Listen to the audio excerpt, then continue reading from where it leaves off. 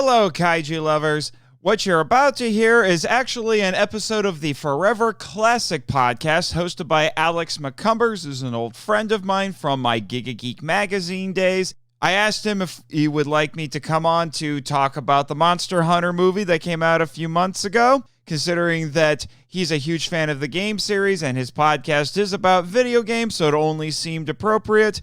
I suggested that we make this a simultaneous release, which is why I'm dropping it here on this feed, but I let him have it exclusively on his podcast feed for a couple of weeks, which is why I'm only now putting it up. So, if any of you didn't listen to it on Alex's podcast, here you go, and now you can hear my opinions on this, believe it or not, secret Toho movie.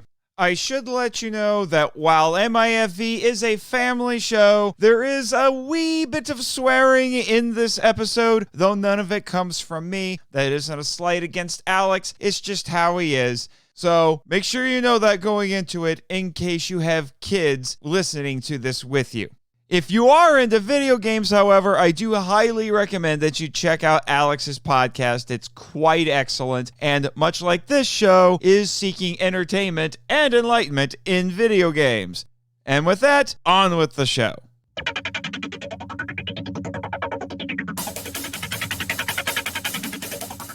Welcome to the Forever Classic Podcast, the show seeking enlightenment through video games, films, and other geek culture.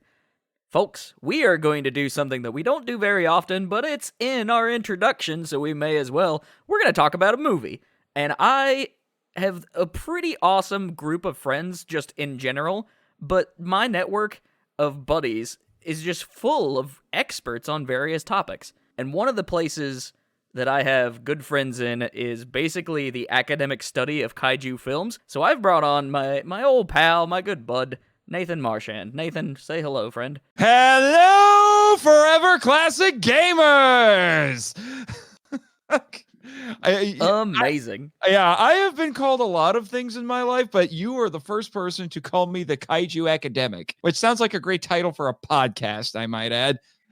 It just makes sense, because your previous work, your current work, all of it is just so high level in breaking down these movies and these franchises and the connections and the political situations of the time. It's just awesome. Thank you very much, sir. I do my best. And of course, you are currently the host and co-creator, curator, I think, right? Curator, yeah. The host and curator of the Monster Island Film Vault. This tagline is going to sound eerily similar to yours. Podcast, entertainment, and enlightenment through tokusatsu. I don't mind you ripping from us, man. Go for it. Enlightenment's a good word. I think I may have stolen it from somewhere else, but hey, fair enough. We can all be on the same wavelength. I love it. Why not at this point? So what is your current... Because the last time I tuned into your show, you were really into, like, the King Kong films. Where are you sitting at currently with Monster Island? Oh, boy.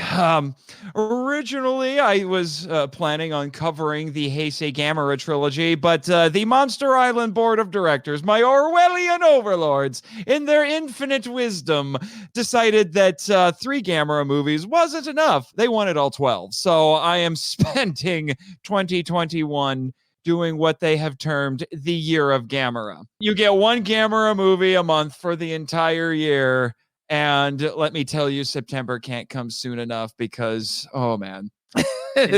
These Iris one? Gamera movies are a little difficult to get through at points. What is the one that's got Iris in it? Revenge of Iris? That one is incredible. Revenge of Iris. And I've only seen Gamera clips 3, from it. easily one of the greatest kaiju movies ever made. Yeah, it's really, really cool. There's some really awesome scenes in there. Oh, so many. Oh, and you want to talk about going nuts as an academic? Wait till I get to that one, my friend. I'm so ready for Gamera to come back, but that's a topic for another time, dude, because we are talking about Monster Hunter, the 2020 film starring Mila Jovovich and directed by Paul W.S. Anderson. Yes, and unfortunately, I don't have my intrepid producer Jimmy from NASA here to rip his way through this movie, or at least our discussion, because he's busy. right now. He's keeping an eye on the camera and communications equipment. He had a bit of a long day. Barugan got loose. I don't know how. And he iced up part of the island. So Jimmy had to use Mechanicong Mark II, which he just built to recapture that big ice spewing lizard and put him back. And today there was 6 hours of mandatory seminar training today called Kaiju and You here on the island. So I am very happy to be podcasting right now after all of that. Sounds like a long day at the island, man.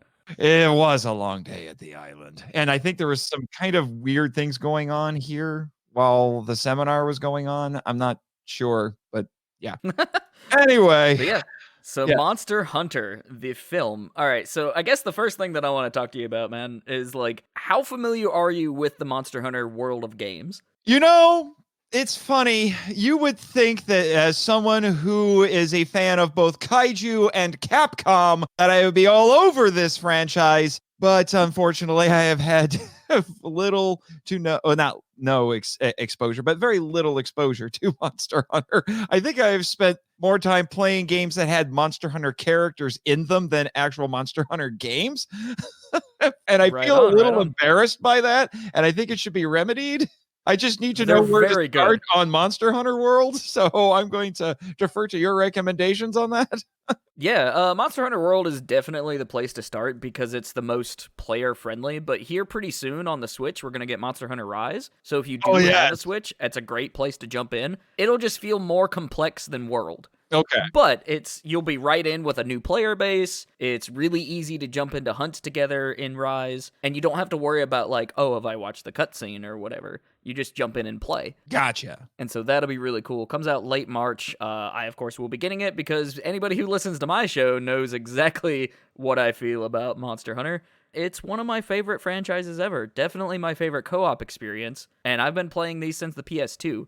Of course, I didn't play online on the PS2. I lived in West Virginia, so getting online on anything, even now, is crazy, but trying to play, like, in the heyday of PS2 online just wasn't going to happen. So I picked it up again in college, played with my co-host Zach here on the show, and from there I've picked up every main English release, and I plan on picking up just about all of them as it goes into the future, because not only is Monster Hunter Rise coming out, but there's a Dragon Quest-style RPG called Monster Hunter Stories that's getting a sequel this summer, and I'm all over that. Hot dang, yeah, this franchise is making Capcom money hand over fist at this point. Yes, it is. And I have actually heard some people make arguments and write articles about how they think Monster Hunter World is the superior, as they put it, lifestyle game to, say, something like Destiny. Yeah, I would agree. Mostly because of that co-op element, I think. And the way Capcom has just been feeding the community in this game content is really great. They put out new monsters, new weapons, new emotes, kind of everything. Mm-hmm. And I hear they manage it better than a lot of the other games of its ilk, the lifestyle games, as they put it. Yeah. Which is quickly, I'm noticing, becoming the model that developers are going with. I mean, even fighting games are trying to do that now. Yeah, most notably, NetherRealms with their games. They even have loot drops in them now. It's weird. I'm not a fan of it. Like, the live service model is not great, and that's why I like Monster Hunter, because 90% of the content is free. There's some, like, emotes that you can spend money on, but all the monsters and stuff, that's all just free content. As long as you're playing and you're at that rank, you can jump right in. Yeah, I am not a fan of microtransactions. Microtransactions is a horrible thing that developers have picked up from mobile games, because at least in mobile games, it makes sense, because usually you're getting the mobile game for free or next to nothing, so they got to make their money somewhere. But if I'm forking over $60 for your game and you want to make me do microtransactions, you're not going to ingratiate me as a player. I'm just saying. Yeah, for sure. So this movie really kind of piggybacks off of the popularity of Monster Hunter World, which is Capcom's most ludicrous or lucrative franchise and release ever. I was just saying, I don't know really, about really large number. Yeah, lucrative. So their game Monster Hunter World has sold like 24 million copies. if you include Iceborne, and the base version of the game is 16.8. Their next bestseller is Resident Evil 7 at like 7 million. Wow. So it just goes to show how big this game is. And that's kind of what pushed it into the film territory, I imagine. And of course, who has made them money? W.S. Anderson. Paul W.S. Anderson, yes. Because even though those Resident Evil movies are not How great, many of those critically, Resident Evil movies did he direct? I don't know anymore because I like didn't follow 4 or the Resident 5 Evil movies. There's 6. I think he done most of them. So those movies, even though they're not great, and they're still like watching them now, they're just dumb fun. There's good parts, mind you, but for the most part, those movies are they're a film. And so, but the reason those kept coming out is they kept making money. So I know. every time they would put out a film, it would make like 4 times the budget, and they just kept giving the rights to these folks to make these movies. Yeah, and how many times was that franchise supposed to end and then it didn't? I mean, they had like what? Everything after 3 was supposed to be the last one because what was it like? Yeah, even the titles would make you think that. What was it like? Wasn't one of them like it was like Resident Evil Apocalypse or I don't know? Yeah. Afterlife, and it's just like all these. It's like, will you make up your mind? Are you done or not? You can only retcon these things so many times. Yeah, it's one of those things that they just keep coming and they don't stop coming. And they're like fine, like but zombies. once you get to movie 5, movie 5 is atrocious. It's one of the worst films I've seen. It's got this really bad like CG chainsaw death in it. That's super funny. But you can pick up those movies for nearly nothing. So I assume that the Capcom was like, oh, we've got a good thing going with Monster Hunter. Let's get our old pal Anderson back on the slate. And then Anderson is like, well, let's just make lovely wife Jovovich into the main character. I mean, come on. I saw a video review one time where this guy kept joking how, especially in those earlier Resident Evil movies, it just seemed like Anderson was just finding any excuse he could find to get Jovovich naked. And then he marries the woman. Yeah, he's definitely one of those dudes that's like, my wife is hot and everybody needs to know. She's a great actress, though. Her action stunts are fun, and, she's got great presence. So she's in Resident Evil, of course, as the main character, Alice. She also recently appeared as the antagonist, Nimue, in the 2019 Hellboy film. Which I still haven't seen, and I've heard a lot of people call it Heck Boy. But well, I watched it last night. It's fun. That's the new one's the one where they they say the F word and there's a lot more gore and it's kind of like Deadpool meets Hellboy, but it's still fun. It's not a bad film by any stretch of the imagination. It's just that the world building and stuff of Guillermo del Toro is unparalleled, and so it feels worse by comparison. Yeah, it's hard to compete with Del Toro. I'm just saying, don't get me started on Pacific Rim Uprising. Oh, yeah, I just watched it last night, too, for the first time. Just don't. It's another just generally okay movie that had a really, really good predecessor. So in Monster Hunter, Jovovich plays Artemis, who's our main character. She's an army lieutenant, and she is suddenly she finds her and her team have been sucked into a parallel world, and monsters appear, like a Diablo shows up and completely wrecks house. And so she eventually has to make sure that she gets out of this alive, first off, and then she has to learn the ways of the Monster Hunter universe, and she gets taught, how to fight and certain things, and so her whole situation is very much an isekai protagonist from anime almost.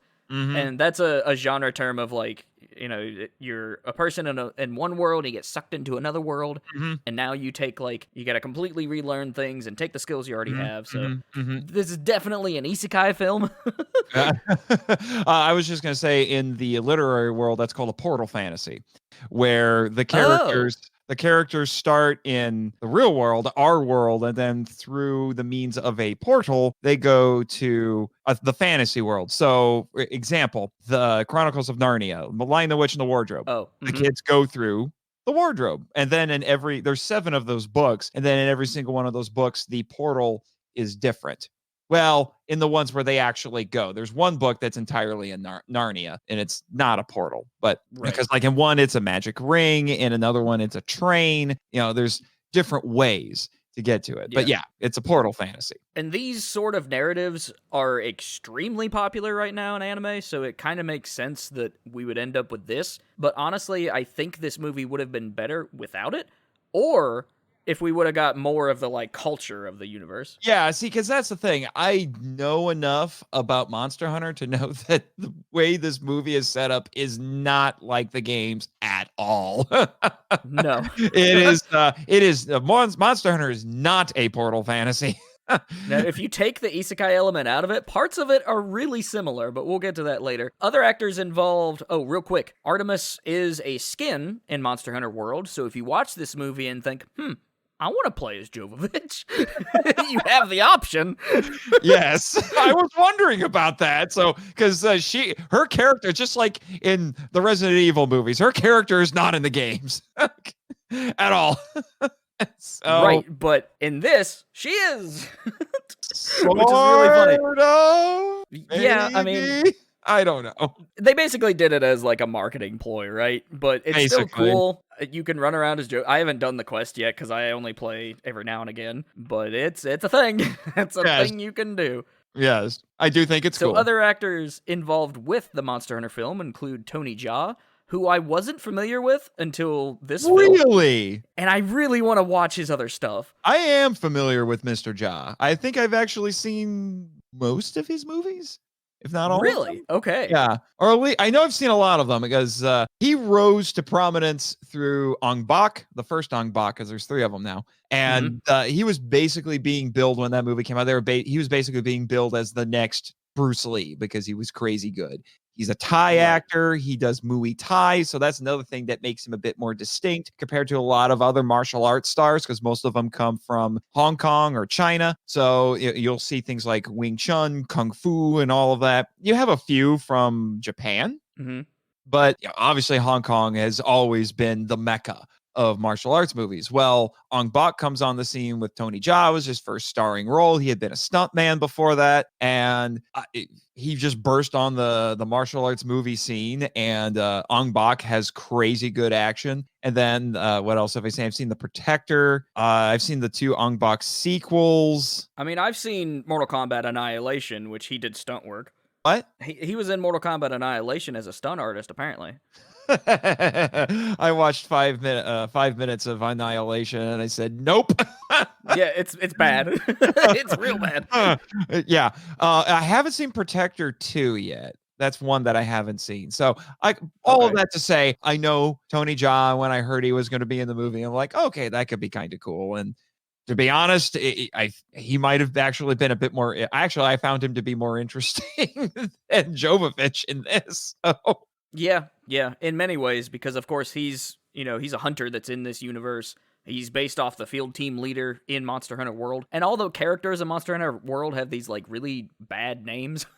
Like nobody has an actual name. They're all like their job. Yeah, because they're meant to be it's a common theory, the blank character allows the player, you see it a lot more in video games than anything else. It allows the player to kind of imprint on the character. Probably I would say the most popular example of this would be Link from Legend of Zelda. There isn't a whole lot to Link's character in most Zelda games, which Nintendo did on purpose so that the player could kind of imprint on him. Right, yeah. Now, the field team leader, just to clarify, he's an NPC, so he's like one of the other hunters in the group. But so, yeah, Tony Jaa is cool.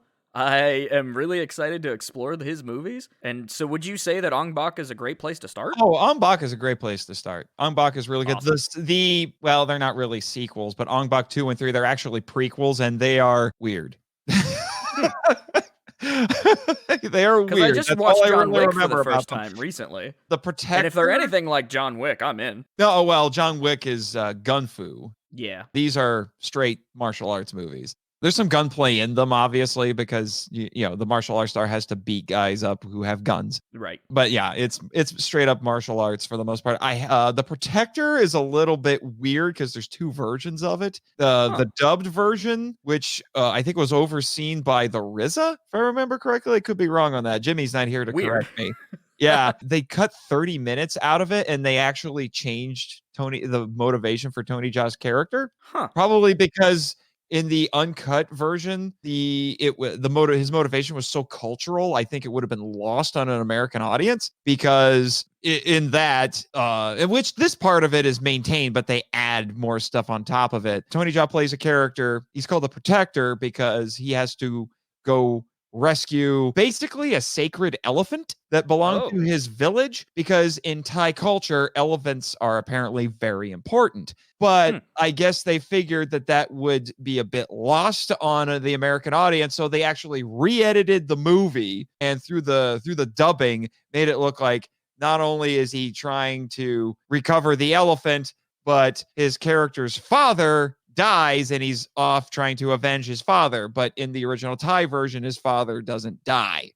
Wild. It's really weird whenever certain studios gets a hold of things and then Americanizes it. Oh, trust me, I've watched enough Godzilla movies to know. But I will admit, it does lead to this kind of funny dubbed line, and I haven't seen The Protector in years, but it does lead to this kind of funny line at the end, when right before the climax, when Tony Jaa confronts the bad guys and he basically yells at them and says, "You killed my father and stole my elephant."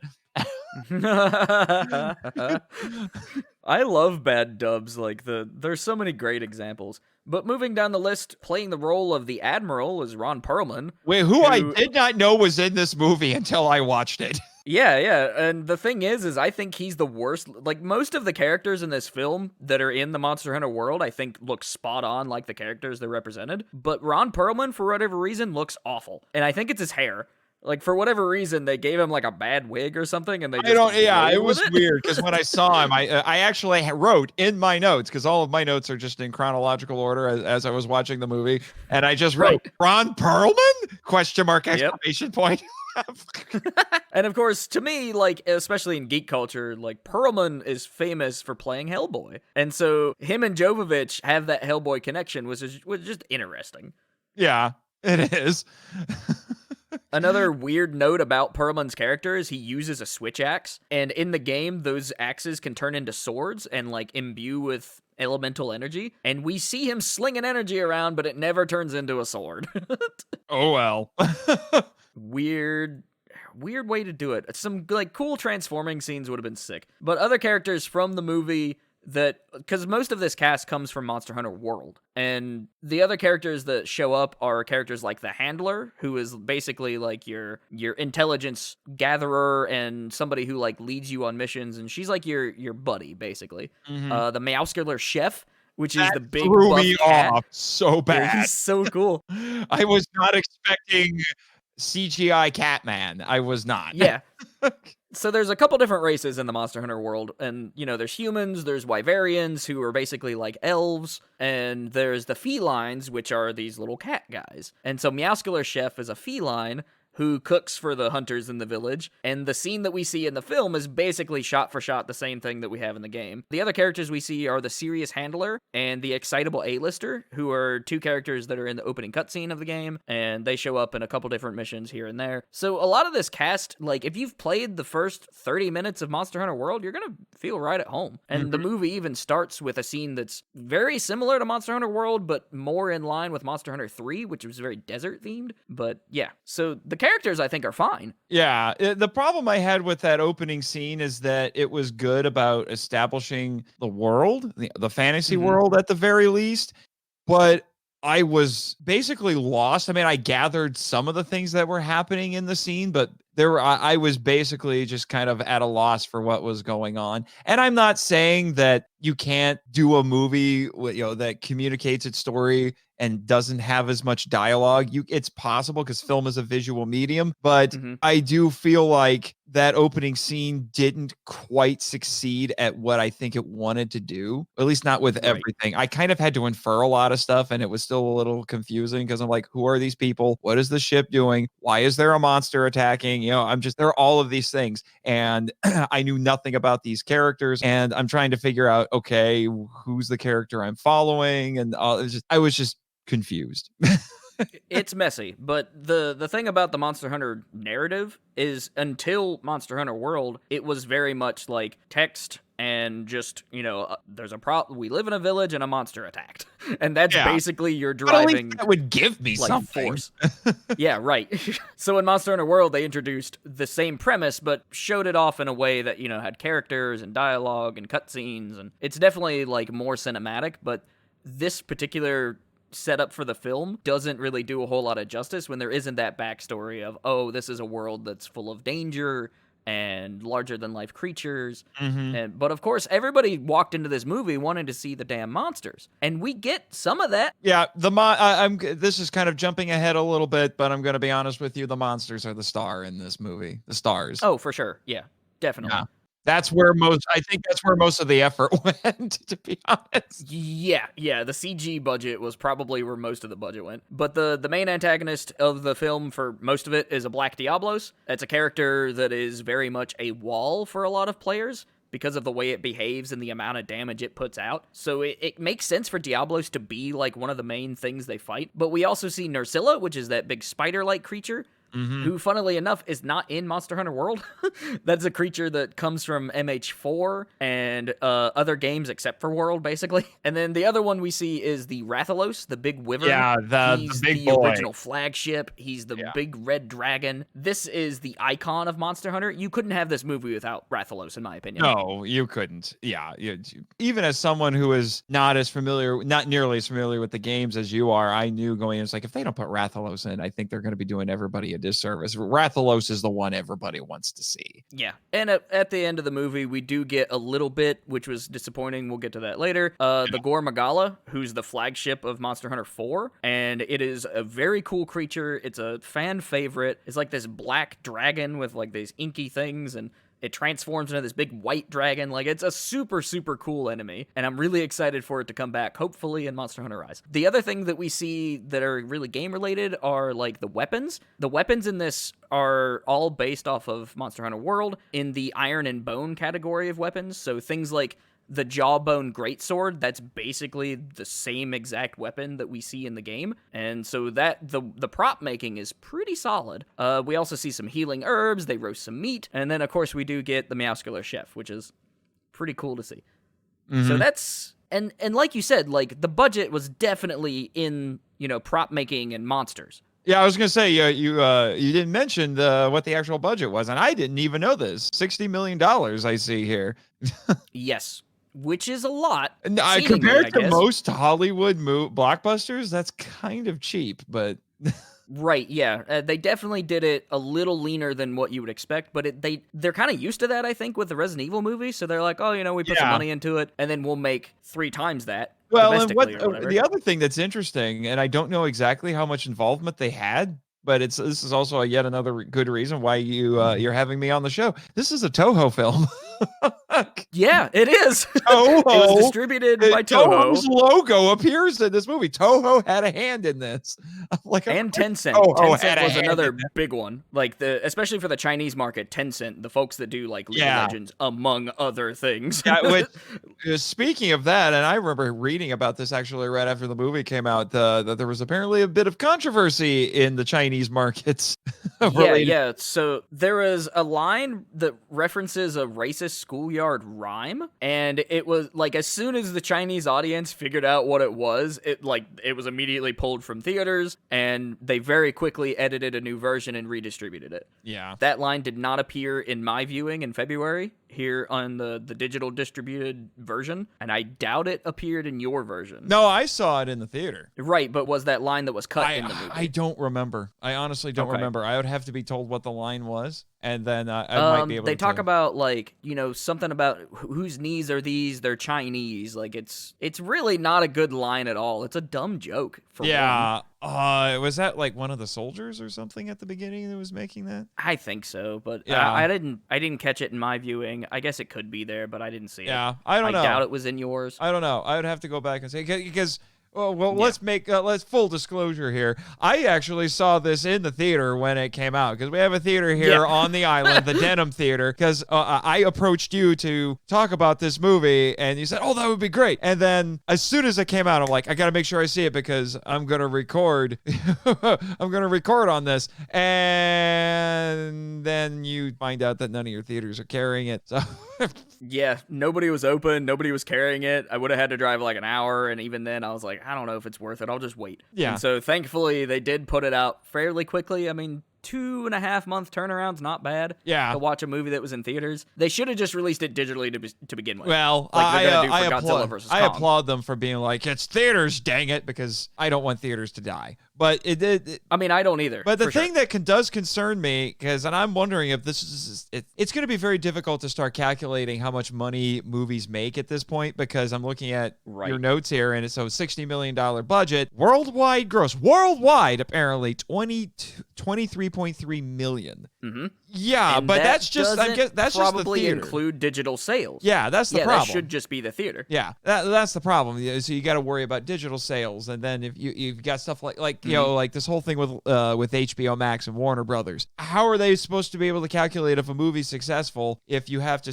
if you have the hard numbers from a theater, but then how do you calculate the money that you're making from HBO Max with it? Exactly. You know, or I mean, it's at least weird. Easier with the Disney Plus thing, where you know it's Disney Plus Premium, where you have to fork over $30 and you can watch whatever movie that they have. In this case, it was Mulan, and to be honest, after hearing some of the things I've heard about that Mulan movie, I have zero interest in ever watching it. So I don't know. The whole thing's confusing, and I did notice that Disney really only did that for Mulan, but then when Soul, the new Pixar movie, came out, they didn't do the premium thing. They just put it on Disney Plus when they would have put it out in theaters. So I don't know. I don't know how to figure it out anymore, man. So I don't know if I can call this a successful movie or not. So now that we really know the basics of the film, let's go kind of shot by shot in a generic sense and talk about the basic plot, what happens, and what we think about it. So Nathan, you're the one that took the very detailed chronological notes. Let's start with you, because I know the pieces of where things start, but I mean I didn't write it all down. Well, I was sitting in the theater, typing out notes on my phone in airplane mode, yes, because I'm not a jerk. Yeah, right. We're professional critics, not assholes. Yes.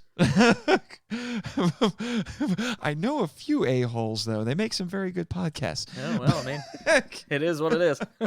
Yeah, but we've already kind of covered a few of mine already. Here's my opening statement for this, and this is no secret. I texted this to you. My takeaway value walking out of the theater was, this is one of the emptiest movies I have seen in a long time. It really is. It's really lacking in substance. There's nothing to chew on. I was expecting, come on, give me a little bit. You got nothing? You still got nothing? Nothing? Okay, we're moving on. But that's my takeaway value from this. And I was a little bit shocked by this. I mean, I've seen some of Paul W.S. Anderson's other movies, and I thought those had a little bit more substance than this. My gosh, Alien versus Predator had more substance than this. Yeah, I actually kind of like that movie. It's not the greatest Alien movie, it's for amusing, sure, I will admit. I don't ever want to watch Requiem if I can help it. No, I watched it once and I was like, oh, that's fine. No more of this. Yeah, but so we've covered a few of them already, and then my next note says, first scene is exciting, but I know nothing about these characters, so we've already covered that. And then the next thing I had is that it switches over from the Monster Hunter world to...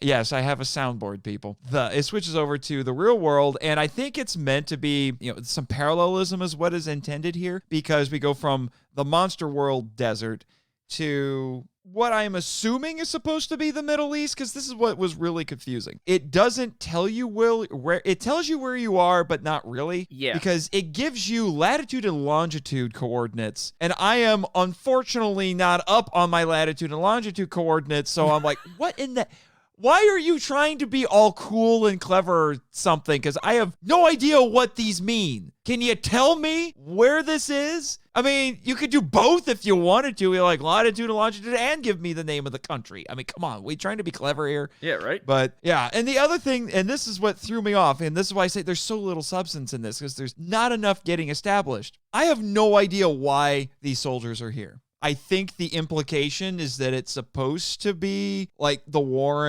in Iraq or Afghanistan's thereabouts, but they never really tell you. And my thought was, if that's the case, is this even relevant anymore? No one really talks about that. What I find hilarious is they signify that we're in the modern world by showing a Coke can. And there's another movie Of course. that uses a Coke can, and I don't remember what it is, but it like drops in a tribal situation and it completely changes everything. Oh, it's the gods must be crazy. Yeah. So that, and I think there's a little bit of a parallel to that personally, but I don't know. So it opens with a Coke can, and I'm going to look up this latitude real quick.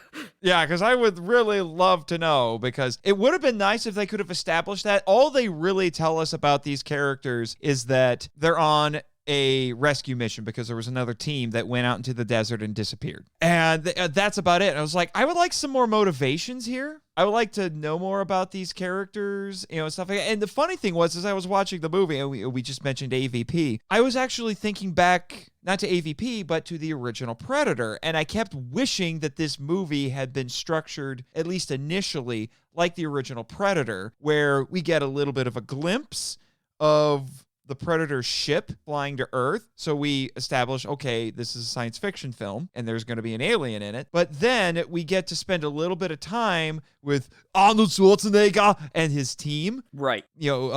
Having, fun little character moments together and then going on a mission together so we can see that these characters are friends and they are highly competent. We don't really get that in this. We just get them, we get a few minutes of them singing together and goofing around, and they joke, like there's a joke about, I just have it written down. It says, ladies joke is funny though. And, 'cause I think they're cracking. I think it was because they were saying that it was about how Jovovich, who's the token woman on this team, she's the only woman. Yeah. And she's bossing all these guys around, and I think she was calling them ladies, and they thought it was kind of funny that the token lady is calling all of them ladies. And I thought, okay, that is pretty funny, actually. Yeah. Because Army Rangers, female Army Rangers are incredibly rare. I actually did look that up. I think only the first ones graduated from Ranger School basically 2 years ago. So I don't know if she's the only woman. I swear there's another one. And so I'm looking at this maybe scene there now. is. Yeah, I think there's one other lady. Okay, she was so unimportant that I completely forgot. Yeah. Okay, so pretty quickly we lose these soldiers. Don't get attached. Yeah, see, and that's the other thing that bugged me. So we take at least a tiny bit of time establishing these characters, but then they all die inside of 20 minutes, and we never see them again. It's like, come on, at least Predator spread it out. Yeah. So we could, see all of these other characters, but they were basically only there to be monster fodder because the goal was to get Artemis, I should say Artemis as the character's name, alone for the rest of the movie, or at least the only person from our world in the Monster Hunter world, because that's not going to get old. So, and all of that. So I'm just like, come on. Bad horror movies are better about spreading out this stuff out than this movie is. I mean, I was even pointing out, I was like, come on, you're using the tried and true tropes. Like the one guy has a photo of his family, and I'm like, come on, if you're in a movie, you never do this because you're guaranteed to die. Death by trope, my friend. And then 10 minutes later, I even put it in my notes, called it, he's dead. Yeah, doesn't take long. And not only that, he does this heroic death, and his sacrifice means nothing. So he is quickly impaled on the horns of a Diablos. But according to my calculations, the area that this takes place in is Afghanistan. And I don't know why they didn't just say Afghanistan. Yeah, just say Afghanistan. It would have been a nice shorthand, and like, okay, and then I have at least an idea of what's going on. But apparently these are also United but again, Nations I don't soldiers. even know how relevant that is anymore. Yeah, what? they're United Nations soldiers, not necessarily from the U.S., although they're likely from the U.S. So they're here trying to find another Most team, likely. and of course they get transported through this weird like electrical storm. Yeah, and then that doesn't really get explained until toward the end of the movie, And which even is then. a little, which is a little discombobulating. And then it doesn't really get explained all that well. No. When they do explain it, I'm just like, what the frick are you doing, movie? And now I will give credit where credit is due. This script screws up on a lot of things. However, I will say that their foreshadowing and their buildup to when you start seeing the monsters appear is actually pretty good. Yeah. Like because they established very quickly we're trying to find another team, and that team disappeared. Oh, look, there's a storm. We don't know what the heck just happened. Let's keep looking around. Hey, look, that's the other team's Humvee. And I have to admit, every time I see a Humvee, it makes me think of my dear home state of Indiana, because the Humvee factory in Mishawaka was within spitting distance of my grandparents. So every time we went to go visit them, we would see the factory with lines of Humvees. It was amazing. So it always makes me a little nostalgic. Right. But all of that to say, so then they find this Humvee. It's been torched. I think they find desiccated corpses. I don't remember. They find what's left of the team, which isn't a lot. But then, and this is actually a really cool detail, but they say, what's with all the glass? Because the sand had been melted into glass. I'm like, okay, that's actually really cool. Yeah. And I'm glad that they paid attention to that, because that not only in a larger sense, it foreshadows the monsters, but what it really does is it foreshadows Rathalos. Right, which I thought was a weird detail to show for this team. It means that the Rathalos had killed this team and not the Diablos. And the Diablos is who we assume did it, because that's the first one we run into, right? Diablos doesn't breathe fire. Rathalos does. Yes. And then my next bit was that I just the spider leaves her alone because she's dead. Yeah. I don't understand. She that. gets Like, put to sleep, because essentially. I'm going to tell you right now, carnivores will eat stuff that's already dead. Right, yeah. So it's one of those situations where the Nursilla, their poison is enough to put them to sleep, which they use against the Diablos later. So she gets stung basically immediately as soon as they enter this cave, running away from the Diablos. And she drops, and all the other soldiers run off. And most of them are killed by the Nursilla in these scenes. And I did seriously think that she had been impaled at that point. Yeah. So, obviously there was nobody there to really explain it, but maybe if it could have been said later, it's like, well, the spider only... The Nursilla, I'll use the right term, only eats live food. I'm like, okay, I can go with that. Right. But they just get attacked. Like, they get out of danger of the Diablos. Diablos, like, begrudgingly runs off. And then they're immediately facing down, like, 8 Nursilla. Yeah. Now, I will admit, I thought her overheating the bullets to get away from the Nursilla, that was clever. Yeah, and there's some really good body I wish horror. more movies did stuff like that. Yeah, there's really cool body horror in this segment of scenes. Like, the last soldier, I think, that we see who stumbles out and she's, like, trying to save him, he, like, lifts up his shirt and he's got all these pustules and they break out and all the little spiders come out. It was nasty. Yeah, and I was like, whoa, this film is getting gross. Yeah. Yeah. Now, and then the next note I have, it's the ring in the Altoids can. Now, I will give credit where credit is due. I like the fact that the significance of that is communicated visually, and they actually do a pretty good job of it. And they didn't do anything like, oh, look, here's a flashback to her and her husband and things like that. No, there's none of that. Yeah. There's none of that. It's communicated visually. I like it. And then it's never mentioned again, basically. Yeah, no, the rest it's of the movie. Just like a character background detail. Like, oh, this is a character that has something to lose. We don't know what she would lose. It's there to establish that she has a little bit more of a motivation to get back to our world. Right. But then it's never brought up again. Like, come on. I was like, if you are really that focused on getting back to your husband, I think that's going to get brought up a little bit more. Yeah. I mean, because we've seen plenty of stories where it's a male protagonist and his goal is to get back to his wife. It's a war trope. Like, so much Godzilla of the beginning 2014, of this movie, The Odyssey, Right. It reminds me so much of, like, Michael Bay, where it's such a focus and, like, the mythology, basically, of the military. Yeah. And then we get into something more like Tomb Raider. The, like, reboot of Tomb Raider, where it's all about survival, and there's the graphic situations happening, and she's using every bit of resources she has to fight off these spider monsters, and So once she gets away from that nest, she runs into the hunter again, Ja's character, and he actually teams up and helps her a little bit, but they get into kind of a scuffle. So he like takes him back to his home. Yeah, his where he's been holed up because I guess he's just been trying to survive. Although we don't know how long he's been out there. Right, because he fell off the boat in the beginning of the movie. He was knocked off, so he's just surviving in the desert. Yeah, and they get into a fight, and I'm thinking, come on, this is Tony Jaa. You can't beat Tony Jaa. Right, yeah. Especially when you're worn out and injured. Good luck with that. It's a fun fight, though. I like how they're so, like, scrappy. Yeah.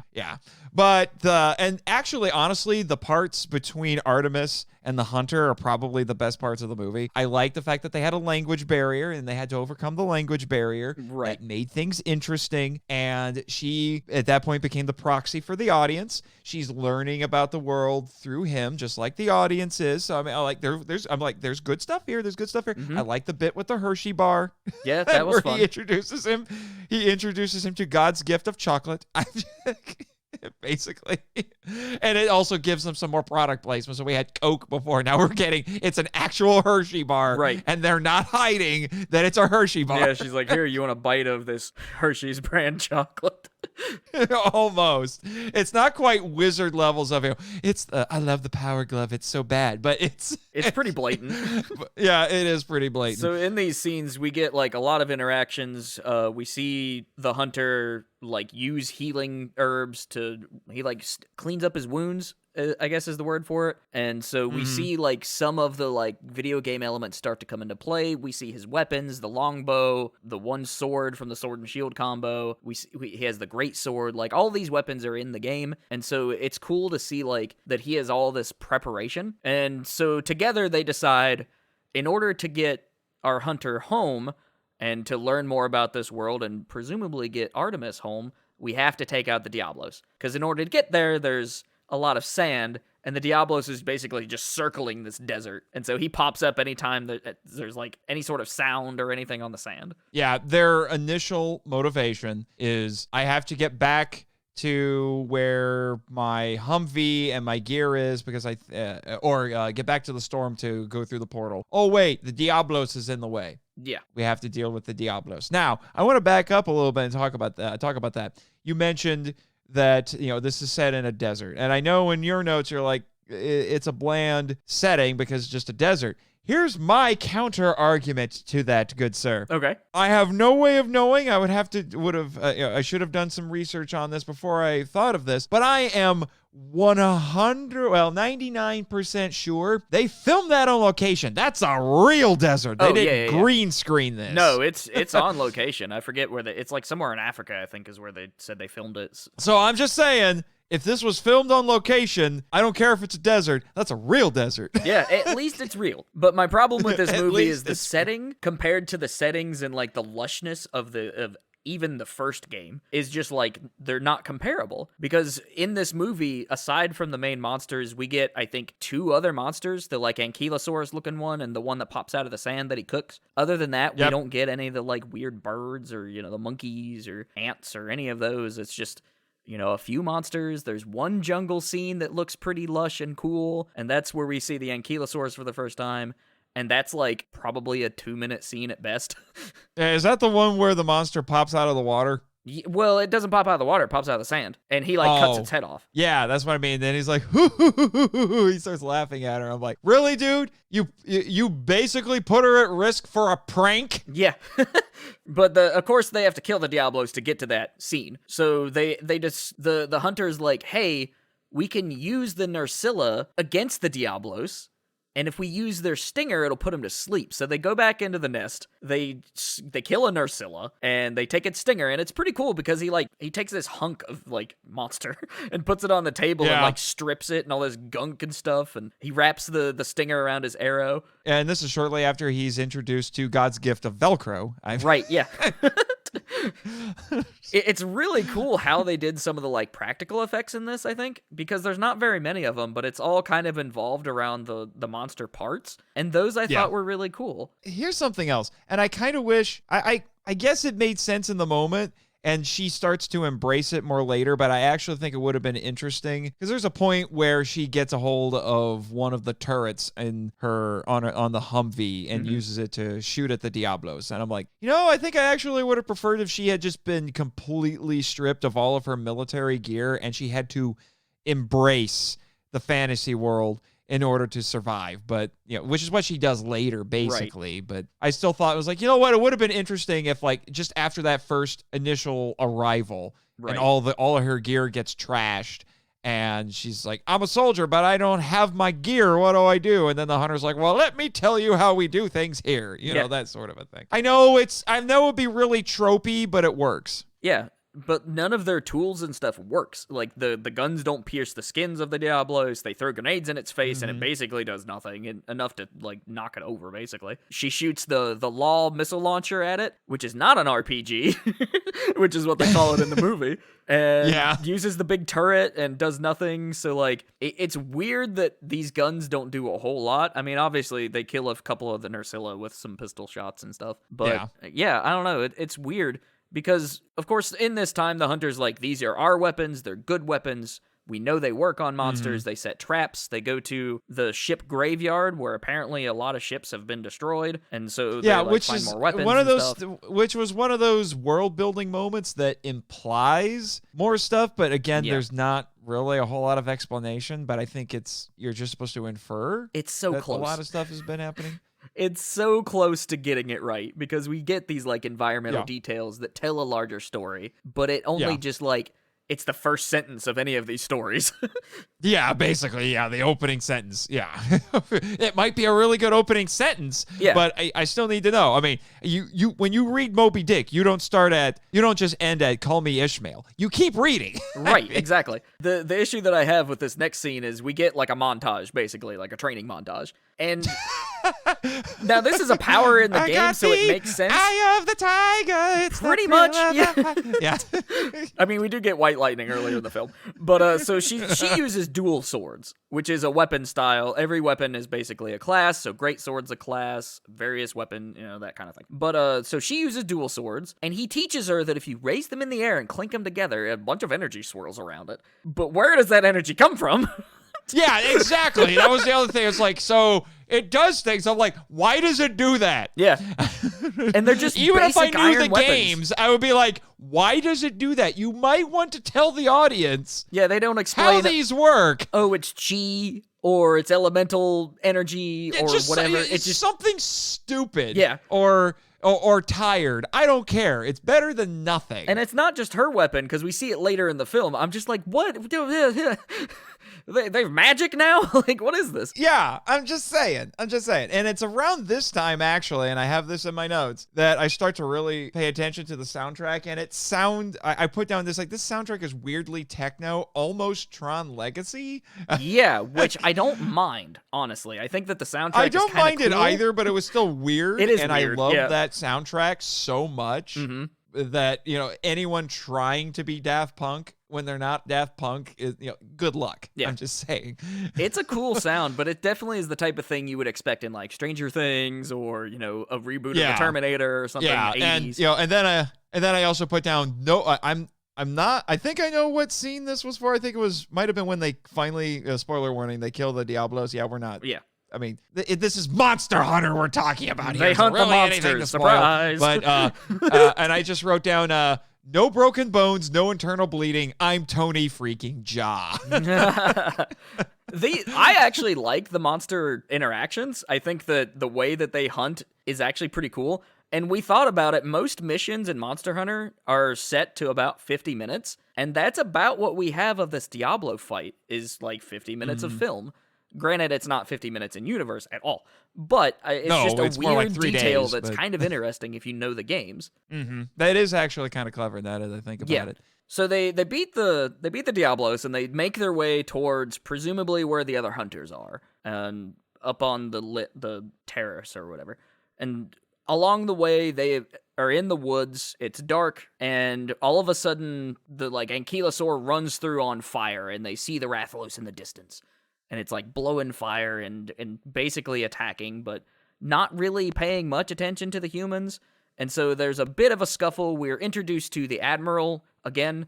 He like comes in with a switch axe, swings it, and makes this big energy wave, which again, no idea how this works.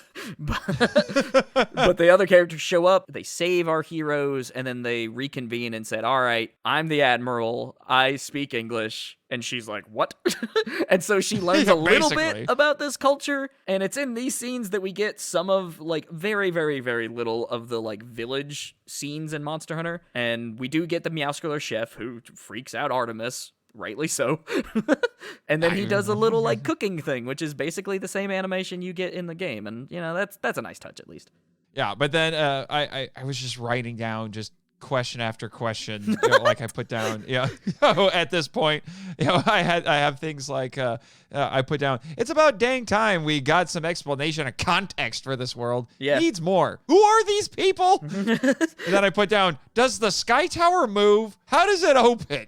I had so many questions. Yeah, so they determined that these monsters are freaking out, and the reason that the worlds are meshing in between ours and the Monster Hunter world is this construct called the Sky Tower, which I think is in the games, but they also imply that there's something weird going on here that's like magical in nature, because later in the film we see a guy in a hood, and that doesn't happen in the game. Oh, geez, don't get me started on the ending. We'll get to the ending when we get there. Yeah, so they determine, all right, we need to go to the Sky Tower. We're going to gear up, and we're going to kick the hell out of the Rathalos. Yeah, have fun with that. Yeah. But I had just like, what is the Sky Tower? How does it work?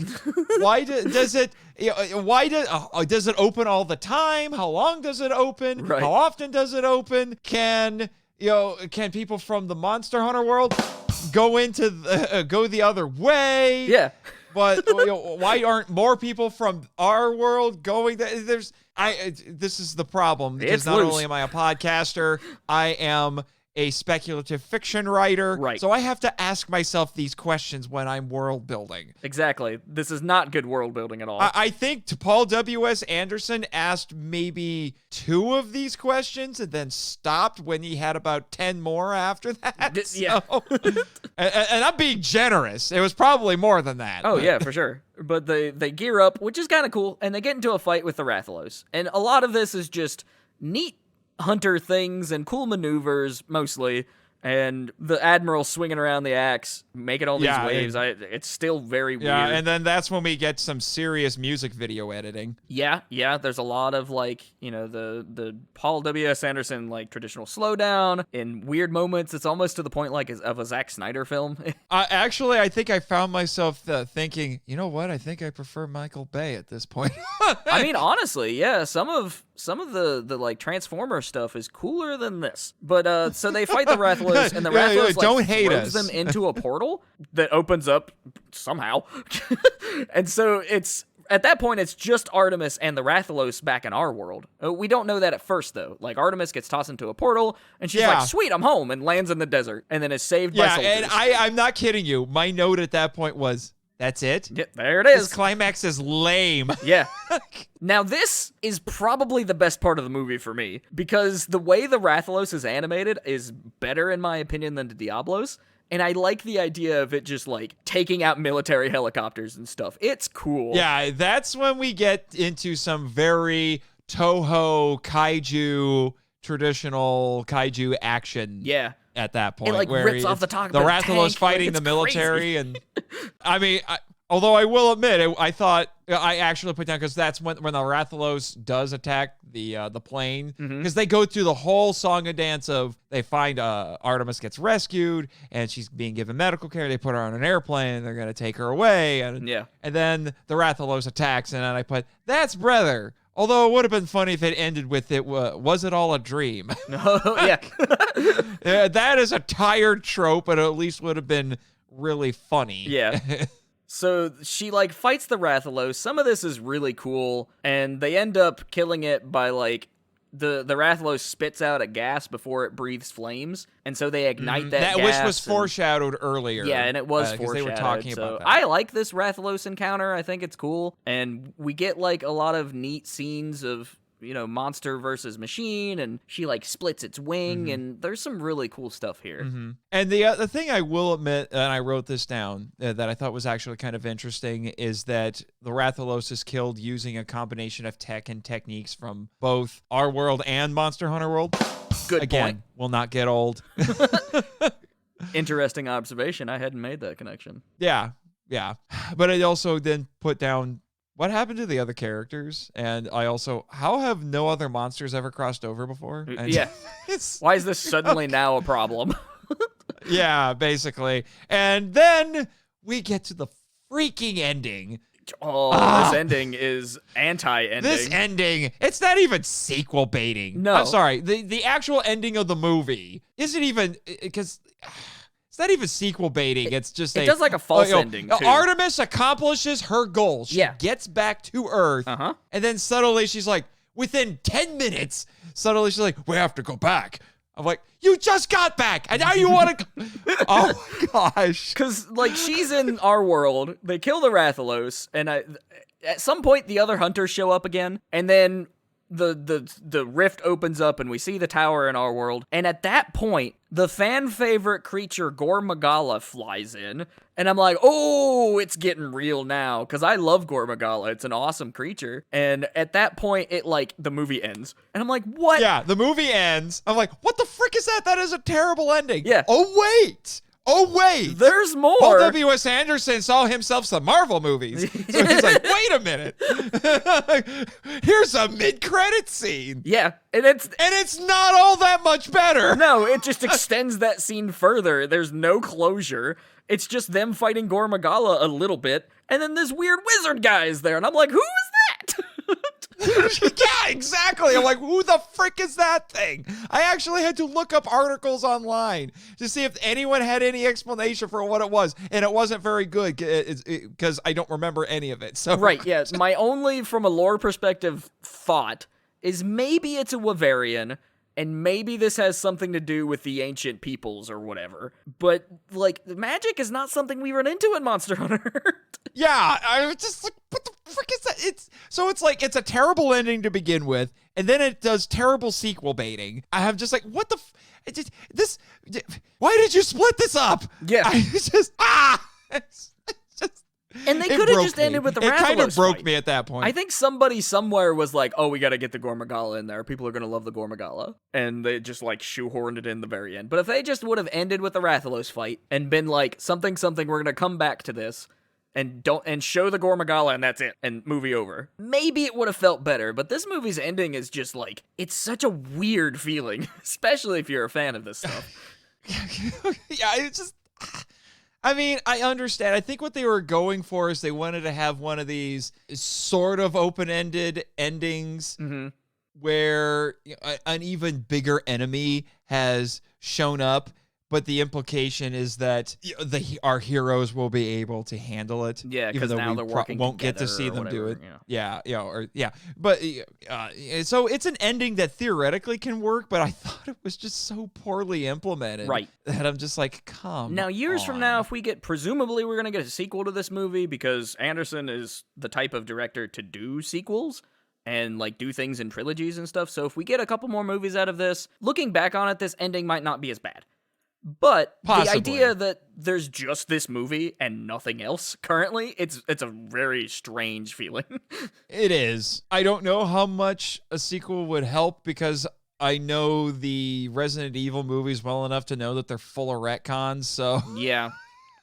I would be down with might just trilogy, retcon it and personally. forget the ending to this one even happened. Yeah, so. maybe. I don't know. But I would love to see more of the Monster Hunter villages and the people and their culture. I think that's what's really missing from this movie. And if we would have had more of that, I think it would have been far better. At least in the world building department. Yeah, this is very much just a straight up survival action movie. Yeah. It is an action monster movie, and that's pretty much it. Yeah, that's basically it. And I think that's in large part because, I mean, we talked about it. I mean, $60 million seems like a lot, but in Hollywood, that's kind of chump change. Right. So I wonder if they had been limited by their budget, and they invested a lot of that $60 million into making those monsters look good. Yeah. Because hot dang, do those monsters look good. But it's not like these monsters are symbolic in any way to the characters. Like, they're literally just monsters.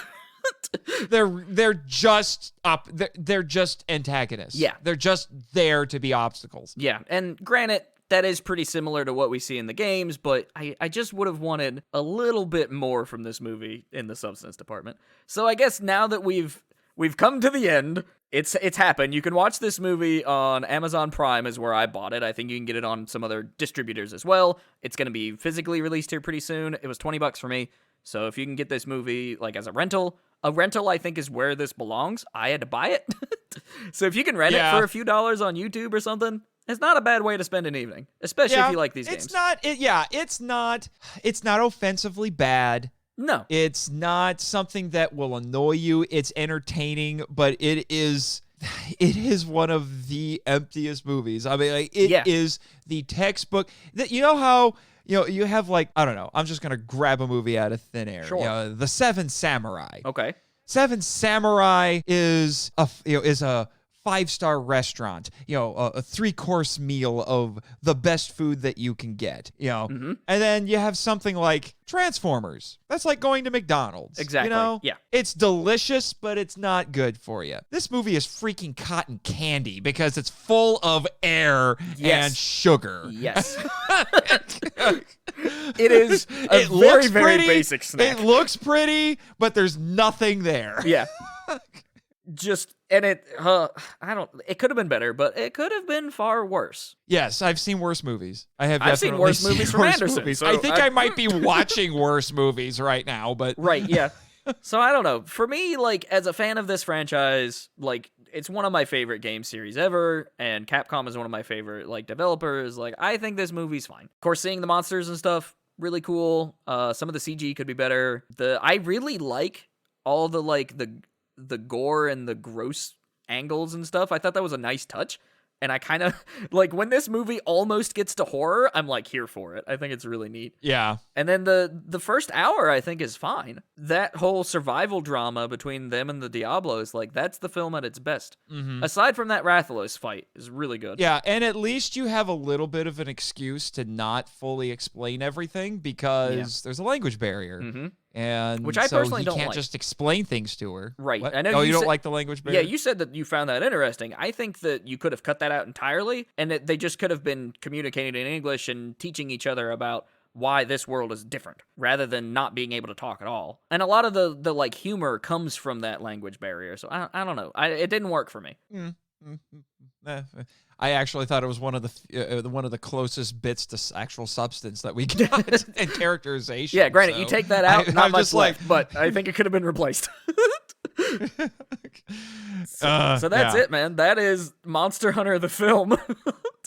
Yeah, basically. Now, a sequel comes out, would you go watch it? Because I would. I probably would, but I would probably go to a matinee. Yeah. I'm not paying full price for this. That's fair. And the prices here at the Denham Theater are already a little bit jacked up to begin with. So for some odd reason, the board doesn't give out employee discounts. Not anymore, anyway. Because bummer. I don't care if they're listening to this or not. They're jerks. Anyway. I really want this pandemic to be over with so I can support local theaters and go to indie festivals, and I want that. But I haven't been in an area for let me tell you, if you ever want to come to Monster Island and talk about something, I mean, I've talked with you about possibly coming on and at some point. Right. Mm-hmm. Jimmy is very good about keeping the guests safe and getting them to the island, so I think you'll be okay. Yeah, I mean, I don't put myself in danger very often, but I feel like I would do it not only to see the monsters in their natural habitat, but I mean, I love these movies. I've been watching nothing but monster movies for months. It's one of my favorite genres. And I can't confirm, but I have heard rumors that there are some teams being sent out to see if they can acquire a Rathalos to add to the island, because they with this movie and with the popularity of the games are like, a Rathalos would be a great attraction. So. Yeah, I totally am down with that. So let's break away a little bit from films and just talk about not only the games we've been playing, but any of the like franchises, movies, comics, whatever that we've been into. So we'll start with you, man. What have you been playing? What's been like keeping you interested? Oh, I have developed a very bad habit of accumulating games and getting through them way too slow. Yes. Story of my life. So there are too many games that I could bring up. I had to limit it to 4. Yes. Okay. It's absurd that I had to limit it to 4 when 4 is probably too many for most people. I have been playing through Doom 2016. Excellent game. And I gotta say, it is more fun than I thought it would be. It's so cool. If you finish this and like it, please go play Doom Eternal. It's incredible. Oh, I have a feeling I will be playing Doom Eternal very soon. It's sick. Because I would just like to say over the weekend, I managed to finally kill the Cyber Demon, which I know for most Doom players, they'd be like, how quaint. But hey, he's a tough fight. Don't ruin my moment, man. I killed the frickin' Cyber Demon. Hell yeah. Really excited to see you play through those games. Are you on PC or PS4? It's Xbox. Oh, okay. Actually. Cool. Gotcha. Yeah, I have an Xbox now. I have an Xbox One now. Fancy. I have an Xbox One and a PS4, so it's a little nutty. Nice. And then I am also playing Batman Arkham Knight. That has been an ongoing project for a really long time because, good God, that game is hard to 100%. Oh, okay. See, I stopped playing after Asylum. I couldn't, I played most of City, or the one after it. I think it's City, and I just couldn't. City was it was City and then Origin, but Origin was made by a different team. Right? Yeah, I would like to go down and go through the Batman games. I've played through all of them. I have currently the Arkham Asylum is the only game I have ever platinumed on PlayStation. Nice, and I'm very proud of that. Very cool. And I think I finished all but one really obnoxious thing in City. So maybe at some point I should go back and actually finish that one last silly thing. Yeah, if you're inclined to. My gosh. Oh, I love Arkham Knight, but my gosh, trying to 100% it is just tedious. Like if you hated the Riddler trophies in any of the other games, it is even more tedious in this one. Huh. And that's the last thing I have left to do in the main story. Wow. Before I start doing the gobs of expansions that are on it. And I've already done a little bit of the expansions.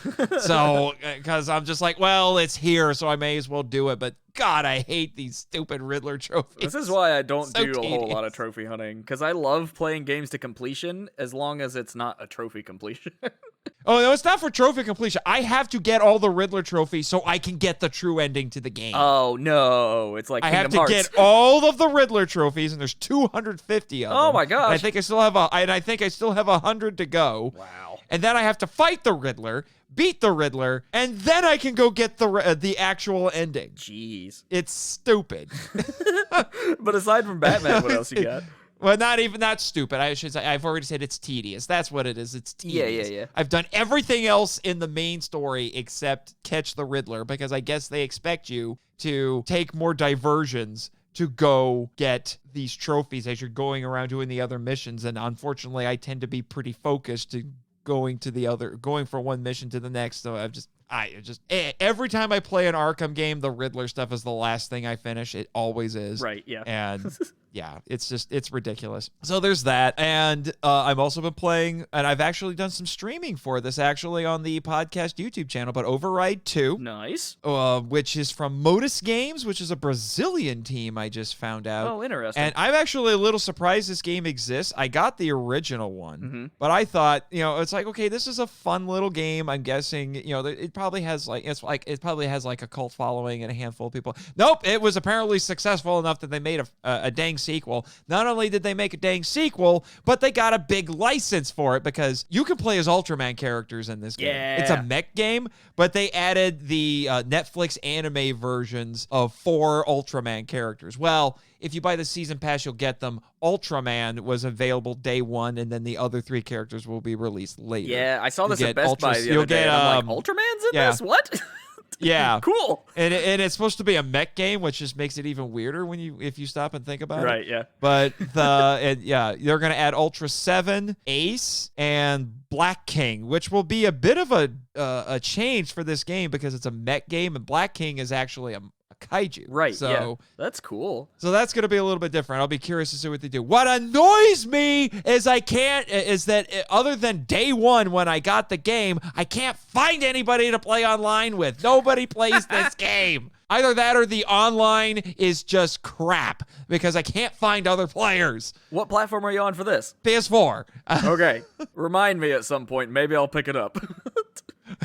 Override 2. Oh, the first game's fun too. Right. But the gameplay is different enough from each game that they both feel pretty distinct. Yeah. I would say Override 2 is faster, but it also takes a few things away from you. Like in the first game you could air dash. In this game you can't. Oh, okay. Interesting. So they take away. So the gameplay is faster, but they take away some of your mobility options. Interesting. Obviously. Speaking of air dashing, this other game that you're playing is one that I really want to pick up. Yes, although I have not started playing it yet because it has not, as of this recording, it has not been made available. But I have been informed that the beta for Guilty Gear Strive is going to be made available to all PlayStation users for free. So yes. I'm getting in on that, actually. Yeah, and it looks sick. As much as I can. It's a very, very cool, very stylish game. I love what Atlas does with fighters, and like this looks incredible. I'm really excited for it. I haven't played every Guilty Gear game ever, but I have played a lot of Guilty Gear games, and I like the Guilty Gear franchise. They're cool. And I'm really curious to see what is going to happen with Strive, because Strive is going to be a bit different. Yeah. Compared to some of the other games, and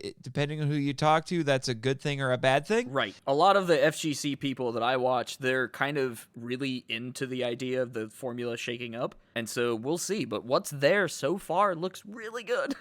Yeah, the big draw for this, we can compare and criticize the gameplay all we want. The big draw for this is they're using rollback netcode. Yes. And apparently it is really, really good rollback netcode. Have you seen where they started attaching that to like emulators and stuff? I've heard about it. It's basically reawoken the whole fighting game genre, because now it people has. like Wong I are don't coming back know to Street why. Fighter 3. I honestly don't know why every fighting game, because I love fighting games. Oh, yeah. I don't know why every fighting game developer out there just doesn't use rollback netcode. Why would you use anything else? It works, and it works so well. Seriously.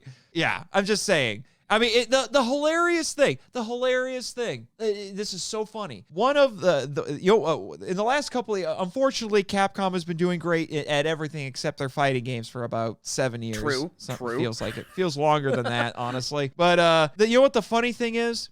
One of the most reviled fighting games that Capcom has published in the last decade had the best online. Oh, is it? And that was Marvel. It was Marvel vs. Capcom Infinite. Yeah. People hated on that game for months before it even came out. They hated on it when it came out. But guess what? The online was amazing. Hilarious. That's a game that has the Monster Hunter as a character, so it all comes full circle. Yeah, that's why I said I think I've played more games with Monster Hunter characters right. than actual Monster Hunter games. So, so you had that, and Infinite has a slew of problems, but the gameplay is great. Yeah, and the online is amazing. But that wasn't enough to save it, unfortunately. No, the characters were too ugly. Yeah. Yeah, I mean, the heart, the core of that game was solid. It's just that everything around it needed help. Yeah, unfortunately. And I've seen a video on the full story about what happened to that game. Yeah. And all I'm going to say is, because it's a long and involved thing, to summarize it very quickly, it's not Capcom's fault. No, it didn't seem like it, did it? So I have been kind of in the indie retro space for a while, and that's kind of where I like to be. But I've been playing the latest game from Yacht Club, Cyber Shadow. Granted, they didn't develop it; they helped a little bit, but they published it. And Cyber Shadow is basically like a Ninja Gaiden style platformer. It's really hard, but it is very well made. And it's a solid ass game. Like, there's a lot of really cool mechanics, and the speedrun scene is really picking up on it. So if you like those style of like retro platformers with a lot of like precise action, you gotta get this one. This one's good. Oh man, you're giving me flashbacks to playing Ninja Gaiden as a kid. Yeah. Never finishing any of them. No. Well, so they just announced that they're doing a triple game collection of the 3D Ninja Gaidens on the Switch, which presumably will come to the other consoles as well. So if you're into just straight up Ninja Gaiden, like soon there's going to be a collection for you. Yeah, I have a funny story related to Ninja Gaiden that I'll tell you after we're done. So. All right. The other game that I'm playing is a JRPG style game. It's very sci-fi. There's a lot of like pinks and blues, kind of lo-fi energy. It's a game called Haven. I have it on the Switch. It's very much about intimacy. And so you basically play as a couple who have run away from a corporation and their sci-fi utopia, basically, to live amongst themselves and survive on this like random planet. And so you're flying around, gathering resources, you're having all these scenes where basically their relationship is improving over time. That's your level up. So every time you level up, you have another scene, and it's just them getting closer. And it is probably the best, like, use of intimacy I've ever seen in a video game. It's really well done. The only issue is what I'm having currently is the Switch doesn't perform with this game super hot, so it crashes a lot. Just straight up hard crashes. I've run into like 8 or 9, and they happen in transitioning between scenes. Thankfully, the game autosaves enough that I don't lose progress usually, but it's like really annoying. And so I'm just waiting for that game to patch out. We have a Q&A with the game's creative director on our website, so that's really cool. But yeah, if you're on like Xbox Game Pass, this game's available, and it's really neat. The other thing I'm playing is an absolute classic that I just finished for the first time recently, and that's Chrono Trigger. Yes. Just amazing RPG. I'm getting ready to do what more needs to be said? It's Chrono Trigger. Yeah, I mean, it's an incredible game. There are parts I didn't like, but it's still an amazing like experience. But I finished it on the Super Nintendo. I played it digitally through the Wii U with an actual like Super Nintendo controller from the SNES Mini. Oh man! So I hooked that up to the Wii. Really? That works on the Wii? Oh yeah, it's the same connection. It just worked. So I was basically playing with hot a dang! super I'll have to accurate- remember that for later because I have the NES and the SNES Minis. Yeah, you can just throw them on, and the games that you're playing will work with it. It's really nice.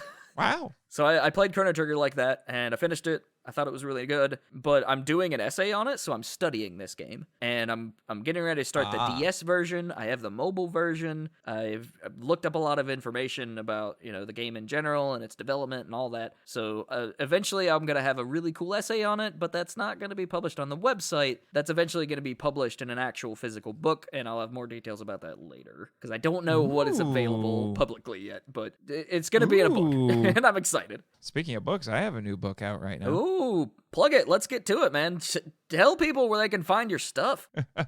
Well, okay, let's do the book first. I have a new book out that I co-authored with my friends Nick Hayden and Aaron Brosman. That Nick is a fellow writer, and Brosman is also, I call him Brosman. We're all college friends, and we always called him Brosman. Right. He's also a writer, but his big thing right now is he is a streamer. So if you go on to Twitch, you can find him at Crop Circles, IN, I think, because he's from Indiana. So, and he streams all kinds of different things. And he also has a Discord server. Cool. That you can go join, and he has a little community going on there. But the name of the book is Zorzum and the God Who Devours. It's a sword and sorcery story about a barbarian cooler than Conan. And yes, I have the balls to say that because it's true. Nice.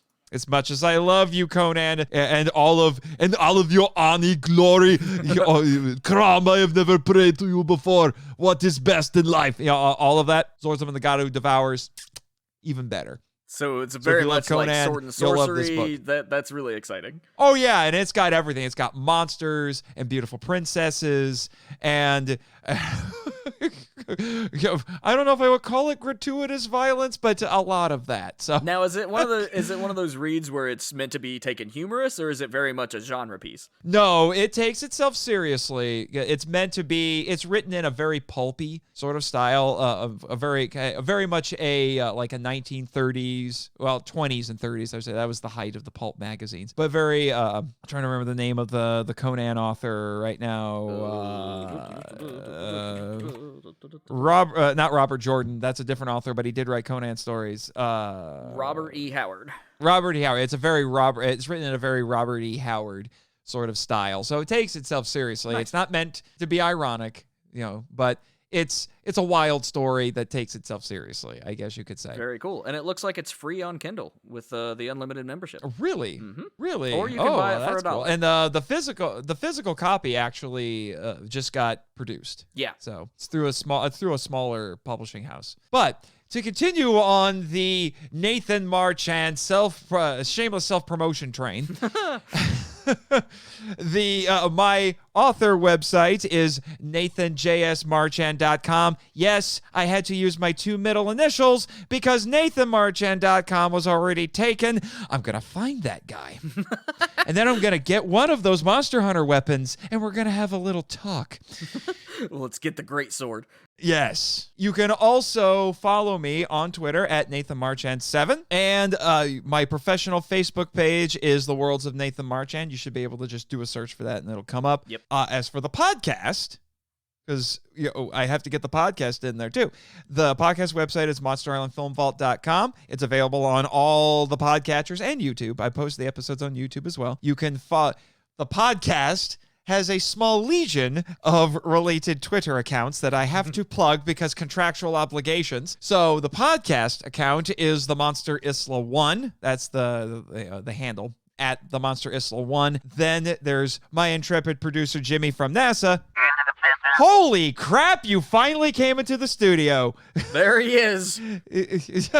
Nice to see you, Jimmy. Did you have fun with Barugan today? Okay, sorry, I won't bring that up. I know that was a little annoying. But anyway, so you can follow him at NASA Jimmy. And then there are my Orwellian overlords. You can follow them at Monster Isla BOD because I guess they like their bod. And then there is also my pseudo-sister clone. It's a long story. She's also a magical girl, just to make it even weirder. But you can follow her on Twitter at Crystal Lady Jess 1 because she goes by Crystal Lady Jessica.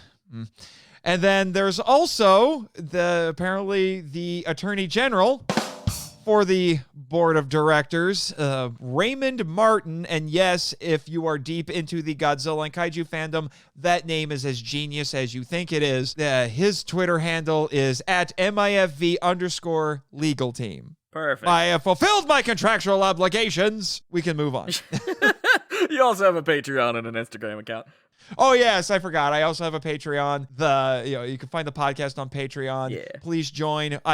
We call those people the MIFV Max members. We have all kinds of cool perks, and membership starts at just $3 a month. And then also the podcast is on Instagram. I forgot I had that on there. Yeah. You just search Monster Island Film Vault and you'll find it. I do that. I make these social media accounts and then I forget they exist. Because I really only use Twitter. The podcast technically has a Twitch channel, but I've only used it once, and then I was just really confused by it. I think I need someone like you to mentor me in the art of twitching. I do social media for a living now. It's a lot of theoretical stuff, and the content kind of carries itself. But if you were looking for what I do, of course you can find all of that anchored at foreverclassicgames.com. If you want to send us an email, it's theforeverclassicpodcast@gmail.com. If you're looking for me specifically, look up AC McCumbers on Twitter. All of this is going to be in the show notes. Easy to click links and lots of things for you to look at. So we certainly appreciate your time today, Nathan. It's always cool to have you. We did mention this in the show, but we mentioned it in a previous episode. We've been friends since my early days at GigaGeek, which was straight out of college. Man. We had a lot of fun with it. We did some really cool articles and content. Yes, we did, including some Godzilla-related articles that got a fair amount of traction on the website. Yeah, your breakdown of the DVD releases I thought was really helpful. So that's one.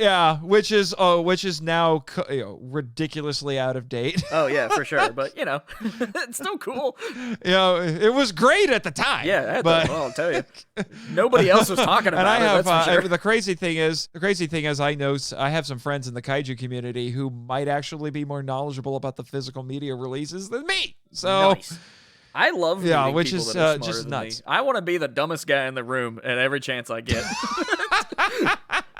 It's pretty easy when you're me. But yeah, so this has been a lot of fun, man. Oh, I come love on, Monster Alex. Hunter. Don't be so mean to yourself. Don't be so mean to No, yourself. I've definitely entered some rooms. But I'm hey, like, I'm just going to throw this out here. And I made you aware of this because I got to meet these guys at G-Fest a couple of years ago. Hell yeah. But the game Dawn of the Monsters Yeah. is supposed to be released this year, and hopefully you can get in contact with the devs for that, 13 AM Games. I would love to for you to interview them. They seemed like pretty cool dudes. Yes. And if you want to bring me back, if you want to have an excuse to bring me back for that game. And if we can figure out a way to play that game together, hot dang, let's do it. Yeah, I'm down because guess who's doing the publishing now for it? Way Forward, who we've talked to in the past. So yeah, it'll probably be better now than it was going to be. So we'll definitely Dawn of the Monsters is happening. Or maybe we could do something crazy like we'll have a little. A Forever Classic Games Monster Island Film Vault crossover stream where we'll stream the game together. Yeah, maybe get a couple of our friends to do it because it's 4-player co-op. Yeah, that would be fun, man. I love, you know me, I love monster shit, so like I'm all about it. But yeah, so that was our take on the Monster Hunter movie. Thanks for listening, everybody, and we do hope that you're staying safe out there, and of course, stay cool.